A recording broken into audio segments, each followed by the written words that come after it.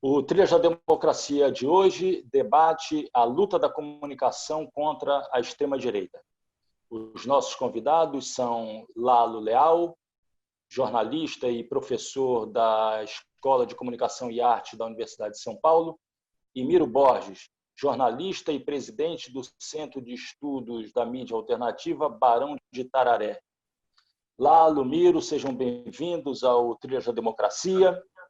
A primeira pergunta que eu faço a vocês é se as esquerdas se encontram preparadas para enfrentar um tipo de política baseada na mentira, na inverdade, na falsificação dos dados, quando, na verdade, as esquerdas sempre se preocuparam em fazer a disputa naquilo que Gramsci chamava da grande política, né? Na luta entre projeto, na batalha de ideias entre projetos. Miro? Vamos nós. Primeiro, prazerzão, obrigado pelo convite, parabéns pelo programa. Alegria estar aqui junto com o Lalo, grande figura. Quem devia começar respondendo era ele, porque ele que é o craque. Daqui só um pitaquinho rápido. Eu acho que as forças de esquerda, né, e aí eu falo forças, porque são muitas esquerdas, né, eu acho que tem que continuar trabalhando com a verdade. A verdade é libertadora, a verdade é que pode fazer transformações sociais, né? É evidente que esse terreno da internet, principalmente, como você tem muitos recursos sendo investidos, como você tem muitas articulações feitas internacionalmente e nacionalmente, isso não é uma coisa de Brasil. E como a mentira se espalha muito rápido, outro dia eu vi uma brincadeira que era falar a verdade enquanto você está calçando sapato, a mentira já percorreu o mundo, né?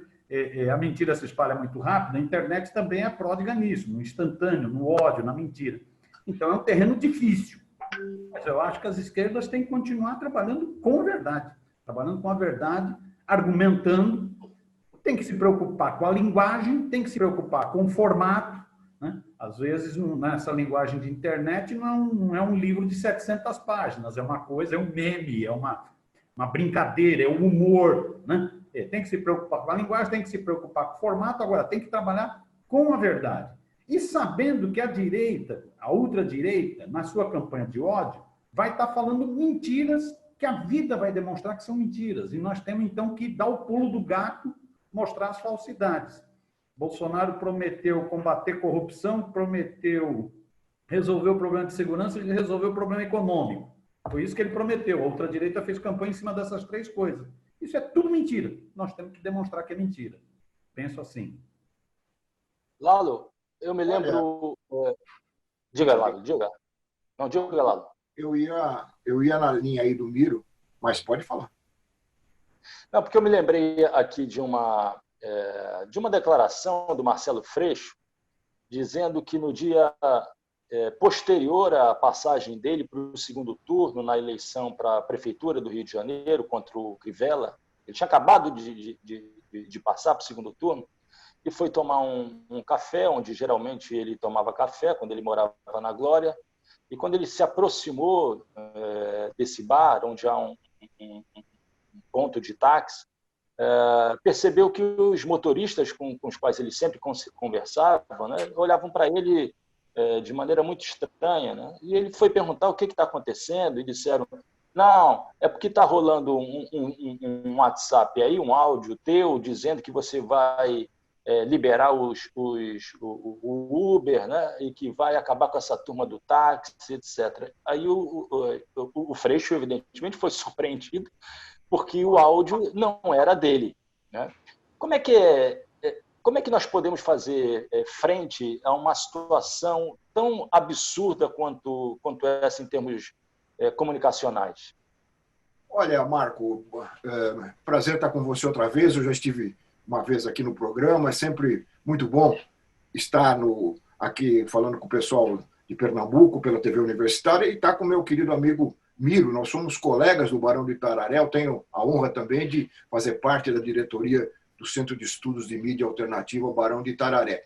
Olha, respondendo um pouco a sua pergunta e complementando o que o Miro acabou de dizer, eu acho que no caso específico brasileiro, talvez de outros países também, a esquerda foi atropelada, foi surpreendida e atropelada por um grande esquema internacional de falsidade de informações que faz parte de um projeto político muito maior da extrema-direita. É um projeto político, né, para ocupar o poder em várias partes do mundo, que tem na comunicação um dos seus pilares centrais. Né? Então, nós já, antes de acontecer aqui no Brasil, o que aconteceu nas eleições de 2018, já havia ocorrido o Brexit no Reino Unido, né? Com mentiras, com falsidades. Né? Lá as mensagens eram que iriam, se fosse mantido, se a Inglaterra permanecesse na União Europeia, o país seria invadido pelos africanos, pelos estrangeiros, o Serviço Nacional de Saúde, que eles têm como uma coisa preciosa, iria sofrer um colapso, porque não ia aguentar mais a presença de tantos estrangeiros lá. Né? Uma série de mentiras que pegavam, mas mentiras não são mentiras aleatórias, não. Elas são mentiras produzidas cientificamente, para pegar exatamente no coração e no problema que mais pode afetar a população. Então, aconteceu isso na Inglaterra, depois teve a eleição do Trump, da mesma forma, e chegou aqui no Brasil. E a esquerda não estava preparada para isso. Não tinha um instrumental para responder. Vocês vão de convir que não é fácil enfrentar essa máquina que foi montada de falsidade, principalmente através das redes sociais. E aqui no Brasil, você tem a agravante de você não ter uma alternativa às mensagens que surgem por essas redes. Né? Então, o sujeito recebe da tia, diz que parece que chegou da tia, chegou do primo, essa, por exemplo, dos motoristas de táxi, né? Uma coisa muito pessoal. E como a mídia brasileira é uma mídia altamente concentrada, então, quem recebe essas mensagens falsas, essas mentiras, não tem a alternativa de saber que elas são mentiras. Não há o contraditório, porque as outras mídias não oferecem espaço para o contraditório. Né?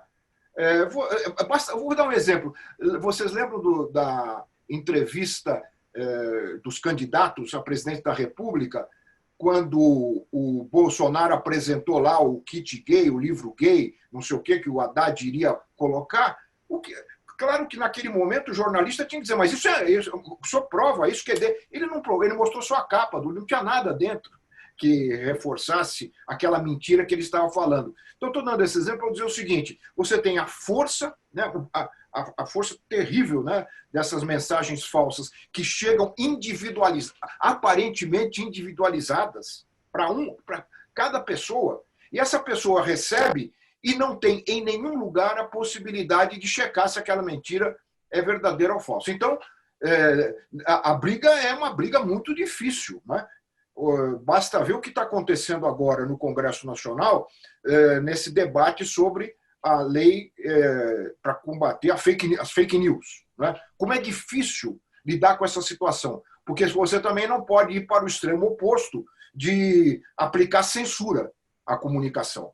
Então você tem que caminhar, e é isso que eles estão tentando no Congresso, né? Já passou pela Câmara, está no Senado, estão tentando chegar a uma possibilidade de, pelo menos, conter, né, essa avalanche de mentiras que circulam por essas redes. Mas não é fácil. É um fenômeno novo na comunicação global, que ainda está pouco estudado, está agora começando a ser estudado, e com aplicações de democracia muito difíceis, muito difíceis. Democratizar essa mídia não é fácil.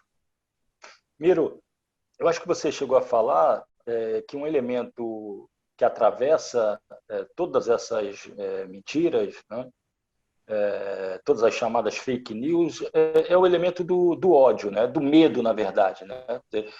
Se introjeta o medo, se difunde o medo e se apresenta como solução medidas autoritárias de fortalecimento do braço penal do Estado. Só que isso não é uma novidade, né? Se a gente voltar vários séculos atrás na história, um dos grandes filósofos da política moderna, Thomas Hobbes, pensava exatamente nesses termos, né? Quer dizer, o contrato social hobbesiano, ele primeiro difunde a ideia de que se vive uma guerra de todos contra todos, uma situação de medo, e, como solução, apresenta a necessidade dos indivíduos abrirem mão dos seus direitos em nome da segurança. As esquerdas encontram-se hoje preparadas para neutralizar esse discurso de medo, como, por exemplo, foi neutralizado na campanha de 2002, que Lula sai vitorioso com o discurso da esperança contra o medo? Eu acho, isso que você diz, Mandaí, o discurso do ódio, o discurso do medo, ele não é uma coisa recente, ele está na história das civilizações, né? Se a gente quiser pegar uma experiência mais recente e que ilumina essa extrema-direita hoje, é a experiência do nazifascismo. Né? O nazifascismo, ele cresce exatamente com o discurso da intolerância, com o discurso do ódio, de criar o inimigo, né? Da total irracionalidade, né? Formando um gado, né? Formando hordas, né? De violência, de ódio. Então, eu acho que a extrema-direita está utilizando esse discurso. As forças de esquerda, as forças progressistas, as forças humanistas, né? Elas precisam fazer esse debate de acordo com a conjuntura. A conjuntura de 2002 era muito diferente da conjuntura de hoje. Quer dizer, nós estávamos vindo de um processo de desgaste do projeto neoliberal, encabeçado por Fernando Henrique Cardoso, não é isso? Esse desgaste se refletia em desemprego massivo, em ausência de esperança, principalmente para a juventude, né? E a candidatura das forças populares, da Frente Brasil Popular naquela ocasião, a candidatura foi exatamente uma candidatura para gerar esperança, para dizer, ó, bicho, nós temos que enfrentar esses problemas da economia, do desemprego, da miséria, né? Nós temos que enfrentar isso com programas sociais, nós temos que enfrentar isso com um Estado mais presente, não com um Estado ausente, não é isso? E isso gerou esperança, isso conseguiu se contrapor às ideias neoliberais daquela ocasião e resultou numa grande vitória. É uma vitória, inclusive, que tem coisas engraçadas, porque você pega, naquele período, o próprio Lula disse, quem votou em mim foram os setores médios. Foram setores médios que estavam cansados com a destruição do país, cansados com a corrupção, e que viram em mim a possibilidade de um novo projeto. Grandes massas excluídas não me viam como uma pessoa que ia resolver enfrentar os problemas. A mudança na base eleitoral se deu durante o mandato. Durante o mandato, com os programas sociais, com a postura mais democrática, com a política externa, mas principalmente com as políticas sociais. Né? Só a gente lembrar a questão políticas sociais enquanto programas, eletricidade para luz para todos, por exemplo, né? Cisternas, por exemplo, né? Nordeste, a força dessas bandeiras. Mudou a população excluída, passou a ver no Lula a esperança. Isso é o que permitiu 4 vitórias consecutivas. E isso é que a extrema-direita, a direita e a extrema-direita não aceitaram e prepararam o golpe. Prepararam o golpe, que foi o golpe do impeachment em cima da presidenta Dilma Rousseff. Né? Ou seja, já que não ganhava na eleição, prepararam um tapetão. Nesse tapetão, a direita achava, essa direita establishment, achava que ela seria a alternativa. Só que a coisa foi tão... Eles forçaram tanto a mão que nem para essa direita do establishment deu certo. Essa direita, a negação da política, que a mídia, essa mídia hegemônica que o Lalo falava aí, teve um papel fundamental, a negação foi protagonista do golpe, essa negação da política acabou satanizando as forças de esquerda, mas satanizou também as forças de centro, centro-direita, e acabou abrindo brecha para a ultradireita, né, para a extrema-direita ganhar as eleições. Hoje nós vamos ter, a esquerda vai ter que se...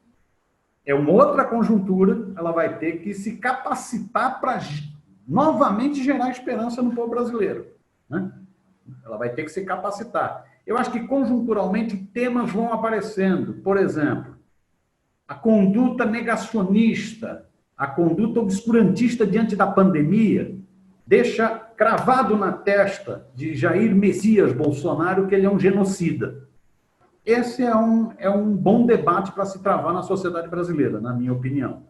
Seria um tema central da atualidade. Lalo, você tem a tua vida pessoal, a tua vida de ativista, de profissional do jornalismo vinculada à comunicação pública, né? E num determinado momento da tua história, a própria história da EBC, da TV Brasil, né? Como é que você vê essa destruição que foi realizada desde a posse do governo ilegítimo do Michel Temer, com o fim do Conselho Curador e essa ocupação recente dos principais postos, né, dos postos centrais da direção da EBC por generais? Olha, Marco, a comunicação pública ela é incompatível com qualquer tipo de regime autoritário. A comunicação pública ela tem a sua origem na Europa, no começo do século passado, com a instalação, né, e a concretização dos estados de bem-estar social. A comunicação pública aparece como mais um serviço público oferecido à sociedade, junto com a saúde, com a educação, com a habitação.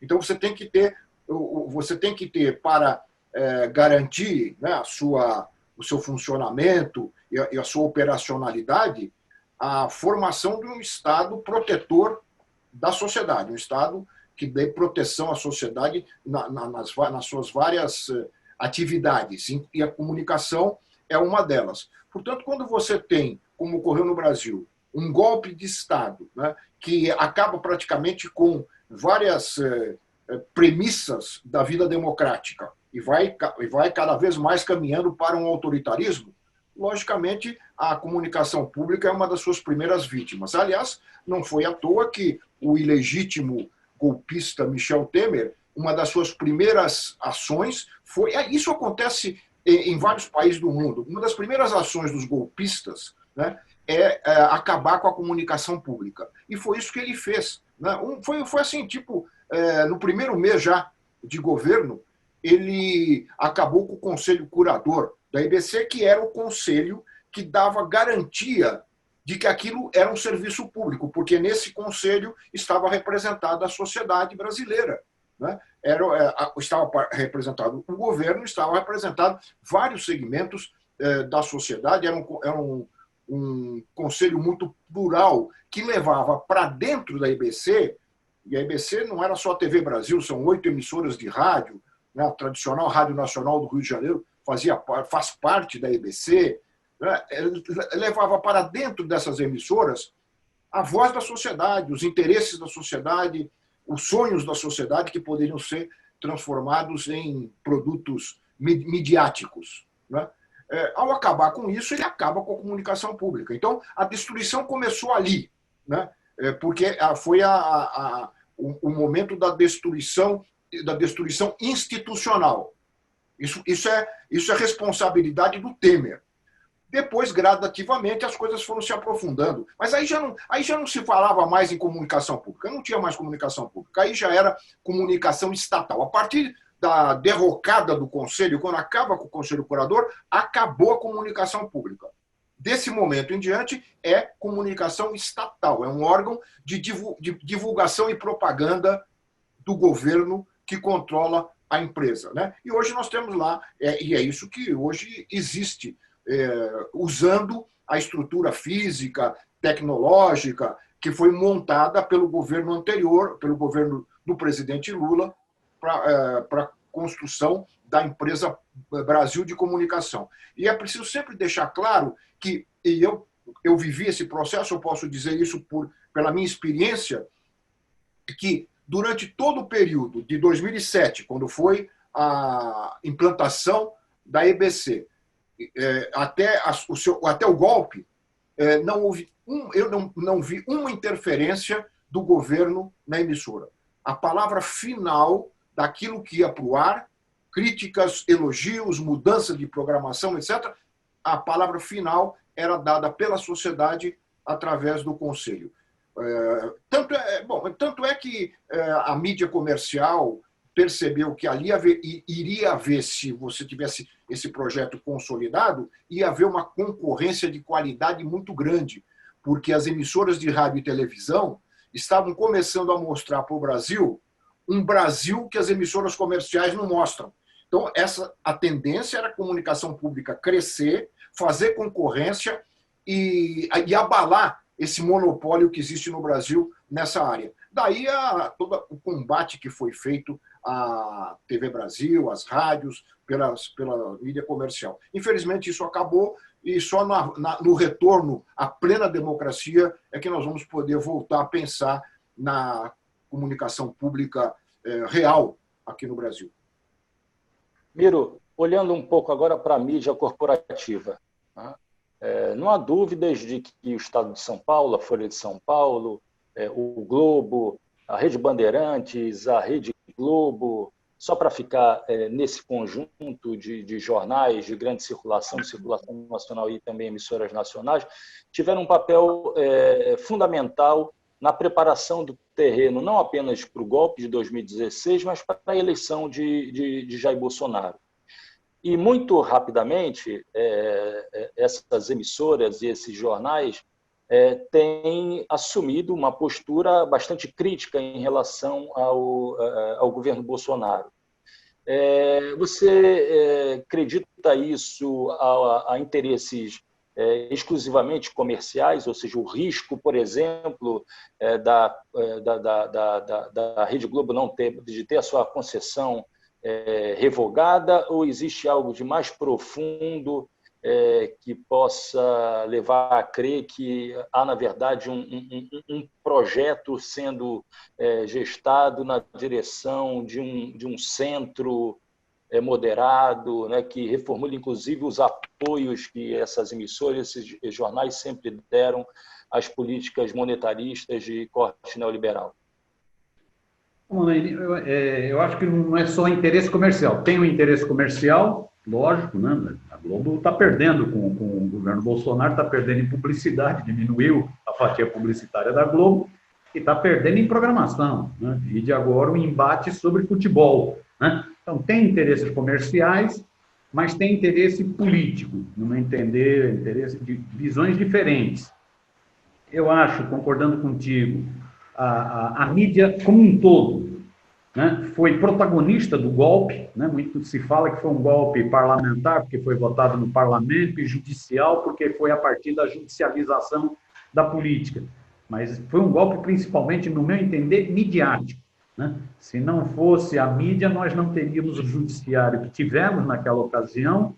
Se não fosse a mídia, nós não teríamos o parlamento que tivemos naquela ocasião, né? Então, foi um golpe judicial, parlamentar, midiático. Ela foi protagonista. A solução Bolsonaro não era a solução para uma parte dessa mídia, né? A solução Bolsonaro é como a mídia forçou demais, na minha opinião, né? Reforçando aqui uma coisa que eu já falei, como ela forçou demais na estigmatização, na escandalização da política, né? Na negação da política, ela abriu brecha para um Bolsonaro, ela chocou o ovo da serpente fascista, né? A Globo não fez campanha para o Bolsonaro, não era o candidato da Globo, né? Mas a Globo ajudou a criar o clima para chocar esse ovo da serpente. Só que esse ovo da serpente assume o poder, a serpente assume o poder, o fascismo não aceita opiniões diferentes. O fascismo é o ódio, o fascismo é a violência, né? Então o Bolsonaro vai para cima dessa mídia também. Quem não reza da cartilha, ela vai para cima, né? Então, a mídia ajudou a criar um monstro, e esse monstro se volta contra ela. Isso já tinha ocorrido em 64, no golpe militar de 64. A mídia todinha participou do golpe, depois uma parte dela foi cerceada. Eu acho que, no caso, hoje, nós temos uma divisão na mídia. Se a mídia teve blocada no golpe, né? As grandes emissoras de televisão, os grandes jornalões e as grandes revistonas estiveram blocadas no golpe, agora tem uma divisão, né? Uma parte está se contrapondo ao Bolsonaro, no meu entender, e aí tem encabeçada por Globo, enquanto emissora de televisão, por Folha, enquanto jornal impresso mais importante, e por Veja, enquanto revista de maior tiragem. critica o Bolsonaro em duas questões e tem acordo com o Bolsonaro em uma fundamental. Ela critica o Bolsonaro na política, com medo do autoritarismo. Então, ela tem medo do autoritarismo. E ela critica o Bolsonaro no que se chamaria direitos civis ou costumes. Alguns chamam de costumes, eu não gosto muito desse termo, mas chama-se. Que são os direitos civis, que tem a ver com combate ao racismo, ao machismo, à homofobia, né? A pauta ambiental, a pauta indígena, tudo isso. Né? A Globo, por exemplo, se contrapõe ao Bolsonaro. Né? Isso tem até a ver com diferenças na Globo entre o departamento de jornalismo e o departamento de teledramaturgia, né? Que sempre foi mais progressista. Agora, então aí tem divergências. Ela se soma, aí toda a mídia está junto na pauta ultra-neoliberal na economia. Aí está junto. Aí, mesmo a Globo tendo críticas políticas ao autoritarismo, tendo críticas ao retrocesso nos costumes, tem acordo na pauta ultraneoliberal. Então, aí se dá um choque que a gente precisa saber aproveitar desse choque, dessas contradições, na minha opinião. Lalo, uma última pergunta. Nós estamos chegando ao fim desse Trilha da Democracia de hoje. Qual vai ser o papel da mídia independente nesse processo de recuperação da verdade, do combate a todas as formas de negacionismo existentes hoje no Brasil e no mundo? Olha, Marco, o papel é fundamental. Se você não tem essa mídia, você não tem alternativa, né? E ela está sendo esmagada. Nós tivemos recentemente, infelizmente, o fechamento de dois importantes veículos dessa mídia. O Nocaute do Fernando Moraes e o Conversa Fiada, que foi criado pelo saudoso Paulo Henrique Amorim. Mas aqueles outros veículos que continuam fazendo jornalismo sério, calcados na verdade, na informação correta, fazendo contraponto a essa mídia hegemônica, dando uma possibilidade de alternar, um respiro, né, à população que está asfixiada. O Brasil está asfixiado e continua sendo asfixiado há muito tempo por essa mídia hegemônica. E asfixia mesmo, é asfixia ideológica. Você tem uma visão de Brasil, você tem uma visão de mundo e você não tem alternativa. Então a mídia alternativa, os veículos que continuam resistindo bravamente, eles são fundamentais nesse processo, né? E alguns deles estão conseguindo se solidificar, ganhar musculatura, e isso tem que ser visto com com bons olhos, né? Porque se não fosse isso, a asfixia, nós estaríamos já todos afogados, a asfixia seria muito maior. É importante que, além desses que hoje existem, que eles aumentem, ampliem, que se amplie, né, essa possibilidade de você ter uma mídia que não siga os cânones da mídia tradicional. E esse é o papel da mídia alternativa. Nós chegamos ao fim desse programa de hoje. Gostaria de agradecer Lalo, Miro, desejar longa vida ao Barão de Tararé, né? E o Trilhas da Democracia volta na próxima semana, sempre discutindo temas relativos à defesa da democracia e dos direitos humanos. Até lá!